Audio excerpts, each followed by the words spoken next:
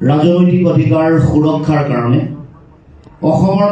মাটিত অসমীয়া মানুহে নিজৰ মেৰুদণ্ড পোন কৰি তেওঁলোকে যাতে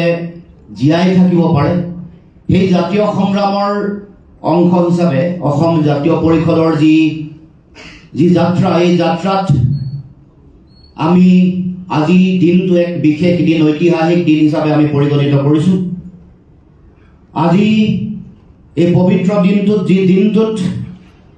ডক্টৰ ভূপেন হাজৰিকাৰ মৃত্যু হৈছিল, মৃত্যু তিথি, যিটো দিনত গুৰু নানকৰ জন্ম হৈছিল আৰু যিটো দিন আজি ৰাস পূৰ্ণিমা, এই পবিত্ৰ দিনটোত আমাৰ দলৰ পবিত্ৰ মজিয়াত অংশগ্ৰহণ কৰিবৰ কাৰণে এগৰাকী অতি শক্তিশালী ৰাজনৈতিক অভিজ্ঞতা সম্পন্ন নেতা, এসময়ৰ কেন্দ্ৰীয় চৰকাৰৰ মন্ত্ৰী,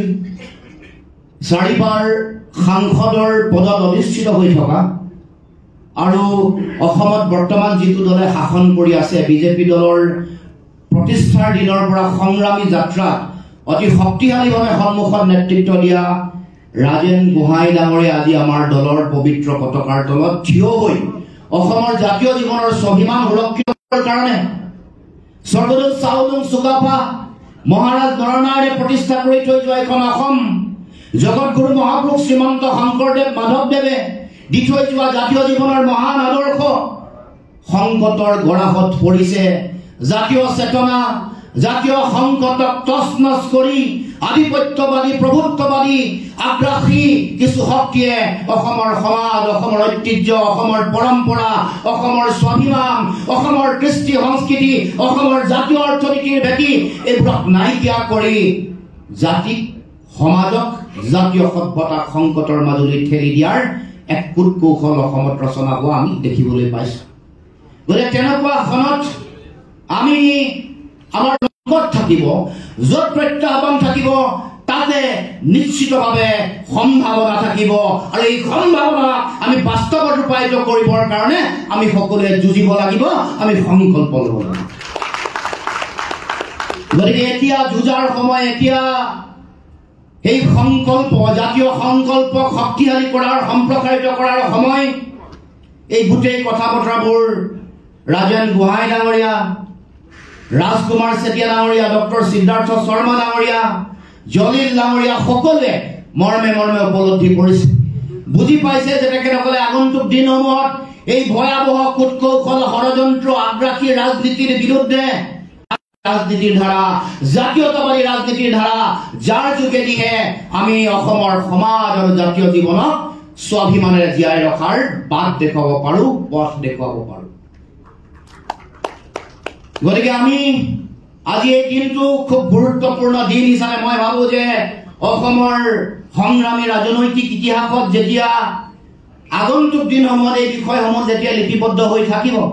তেতিয়া আজিৰ দিনটোৰ গুৰুত্ব অতি শক্তিশালীভাৱে লিপিবদ্ধ হৈ থাকিব। কাৰণ ৰাজনৈতিক অধিকাৰ সুৰক্ষাৰ কাৰণে অসমৰ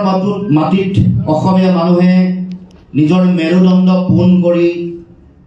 তেওঁলোকে যাতে জীয়াই থাকিব পাৰে সেই জাতীয় সংগ্ৰামৰ অংশ হিচাপে অসম জাতীয় পৰিষদৰ যি যাত্ৰা, এই যাত্ৰাত আমি আজি দিনটো এক বিশেষ দিন, ঐতিহাসিক দিন হিচাপে আমি পৰিগণিত কৰিছোঁ। আজি এই পবিত্ৰ দিনটোত যি দিনটোত ডক্টৰ ভূপেন হাজৰিকাৰ মৃত্যু হৈছিল, মৃত্যু তিথি, যিটো দিনত গুৰু নানকৰ জন্ম হৈছিল আৰু যিটো দিন আজি ৰাস পূৰ্ণিমা, এই পবিত্ৰ দিনটোত আমাৰ দলৰ পবিত্ৰ মজিয়াত অংশগ্ৰহণ কৰিবৰ কাৰণে এগৰাকী অতি শক্তিশালী ৰাজনৈতিক অভিজ্ঞতা সম্পন্ন নেতা, এসময়ৰ কেন্দ্ৰীয় চৰকাৰৰ মন্ত্ৰী, 4বাৰ সাংসদৰ পদত অধিষ্ঠিত হৈ থকা আৰু অসমত বৰ্তমান যিটো দলে শাসন কৰি আছে বিজেপি দলৰ প্ৰতিষ্ঠাৰ দিনৰ পৰা সংগ্ৰামী যাত্ৰাত অতি শক্তিশালীভাৱে সন্মুখত নেতৃত্ব দিয়া ৰাজেন গোহাঁই ডাঙৰীয়া আজি আমাৰ দলৰ পবিত্ৰ পতাকাৰ তলত থিয় হৈ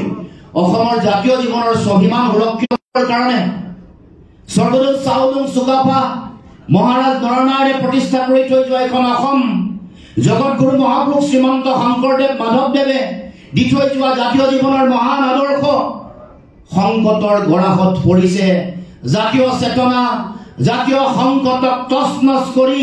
আধিপত্যবাদী প্ৰভুত্ববাদী আগ্ৰাসী কিছু শক্তিয়ে অসমৰ সমাজ, অসমৰ ঐতিহ্য, অসমৰ পৰম্পৰা, অসমৰ স্বাভিমান, অসমৰ কৃষ্টি সংস্কৃতি, অসমৰ জাতীয় অৰ্থনীতিৰ ভেটি এইবোৰক নাইকিয়া কৰি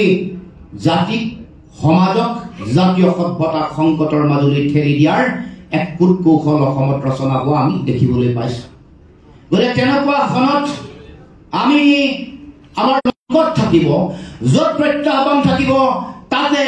নিশ্চিতভাৱে সম্ভাৱনা থাকিব, আৰু এই সম্ভাৱনা আমি বাস্তৱত ৰূপায়িত কৰিবৰ কাৰণে আমি সকলোৱে যুঁজিব লাগিব, আমি সংকল্প ল'ব লাগিব।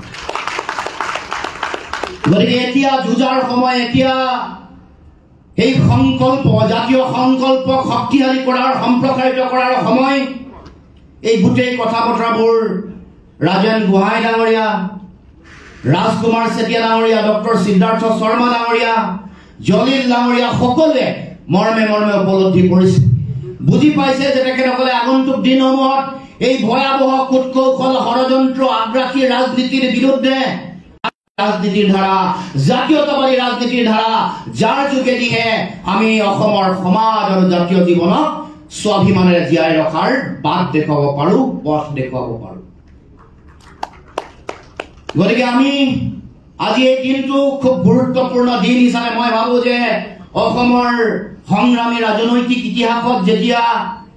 আগন্তুক দিনসমূহত এই বিষয়সমূহ যেতিয়া লিপিবদ্ধ হৈ থাকিব, তেতিয়া আজিৰ দিনটোৰ গুৰুত্ব